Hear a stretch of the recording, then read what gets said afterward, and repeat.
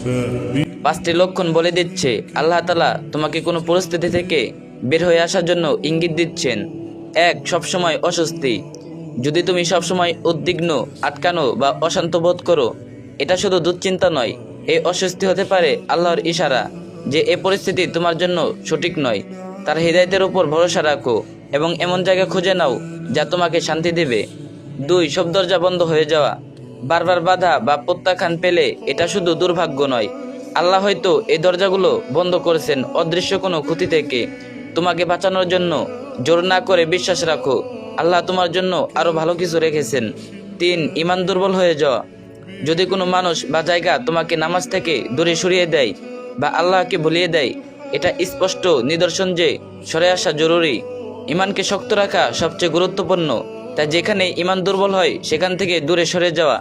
4. ক্লান্ত ও স্থবির বোধ করা।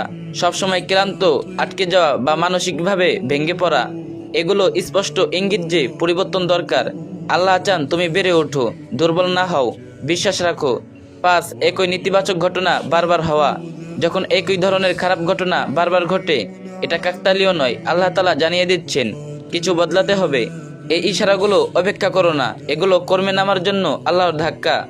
মূল কথা, এই লক্ষণগুলো আসলে আল্লাহর পক্ষ থেকে নির্দেশনা, যেন তুমি আরও শান্তিময় ও পূর্ণাঙ্গ জীবনের পথে যেতে পারো। তার হিকমত ভরসা রাখো, পরিবর্তন করতে ভয় পেও না। জ্ঞান প্রচার নিয়ে হাদিস। রাসূল সাল্লাল্লাহু আলাইহি সাল্লাম বলেছেন, যে একটি জ্ঞানও পৌঁছে দেয় এবং মানুষ তা থেকে উপকৃত হয়, তবে সে মারা গেলে তার জন্য সব লেখা চলতে থাকবে। সহিহ আল বুখারী। আরেক হাদিসে আছে, সবচেয়ে বড় চোর সেই যে নিজের নামাজ থেকে চুরি করে।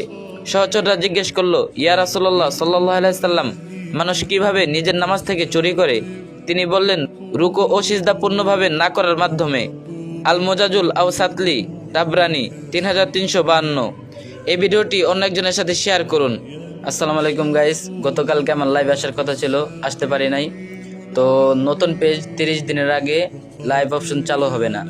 তো আপনাদেরকে এখনও বলছি, তো এখনও যারা আমার নতুন পেজ ফলো করেন নাই, অবশ্যই নতুন পেজ ফলো করে দিবেন। তো ভিডিওর স্ক্রিনে যে পেজ দেখতে পাচ্ছেন, এটা হলো আমার নতুন পেজ, আর পেজের লিঙ্ক কমেন্ট বক্সে দেওয়া থাকবে। তো সবাই 5000 ফলো কমপ্লিট করে দেন, খুব শীঘ্রই লাইভে আসবো। গতকালকে আসতে চেয়েছিলাম, আসতে পারি নাই, শুধু 30 দিনের বাকি। 30 দিনের মধ্যে 5000 ফলো কমপ্লিট করে দেন, তাহলে 30 দিন পরে লাইভে আসতে পারবো, আপনাদের সাথে কথা বলতে পারবো।